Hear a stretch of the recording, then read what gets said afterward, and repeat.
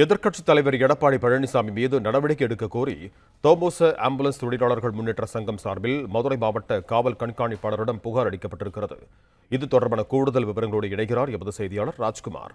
வணக்கம் ராஜ்குமார், உங்களிடம் இருக்கும் தகவல்களை சொல்லுங்க.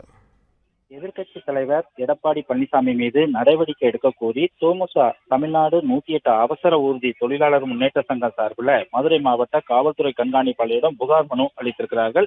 கடந்த 18ஆம் தேதி வேலூர் மாவட்டம் அணைக்கட்டு பகுதியில் அதிமுக பொதுச் செயலாளரும் எதிர்க்கட்சி தலைவருமான எடப்பாடி பழனிசாமி பிரச்சாரம் மேற்கொண்டிருந்த நிலையில அந்த வழியாக 108 ஆம்புலன்ஸ் சென்றது.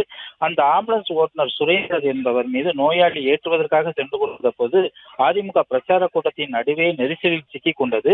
இதனையடுத்து எடப்பாடி பழனிசாமி ஓட்டுநரை பார்த்து, ஆள் இல்லாமல் ஆம்புலன்ஸை ஏன் கொண்டு வந்தீர்கள்? இனிமேல் கூட்டத்திற்குள் ஆம்புலன்ஸ் வந்தால் வாகனத்தை இயக்கி வரும் ஓட்டுநரை அதில் உள்ள நோயாளிகளாக மாற்றி விடுவோம் என மிரட்டல் விடுத்த காட்சிகள் சமூக வலைதளங்கள்ல வேகமாக பரவியது. இதனைத் தொடர்ந்து இது தொடர்பாக மருத்துவத்துறை அமைச்சர் மா சுப்பிரமணியன் கூட தனது கண்டனத்தை தெரிவித்திருந்தார். இந்த நிலையில்தான் மதுரை மாவட்ட காவல் கண்காணிப்பாளர் அலுவலகத்தில் காவல் கண்காணிப்பாளர் அரவிந்த் அவர்களை நேரில் சந்தித்து 108 அவசர ஊர்தி தொழிலாளர் முன்னேற்ற சங்கம் சார்பில் எதிர்க்கட்சி தலைவர் எடப்பாடி பழனிசாமி மீது நடவடிக்கை எடுக்க கோரி மனு அளித்தனர்.